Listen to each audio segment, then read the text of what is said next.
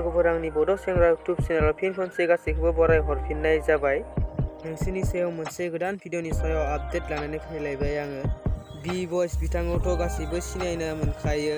बिथांनि गोथार जुलिया जानानै थांबाय जेनिया ब्रह्मजों।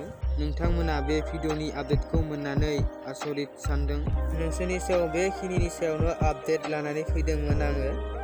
सोरबाफोर आंनि चेनेलाव गोदानै फैदोंबा लाइक, कमेन्ट, शेयार, साबस्क्राइब खालामनो दा बाव आरो लोगोसे नेक्स्ट भिडिअआव लोगो मोनबावसिगोन।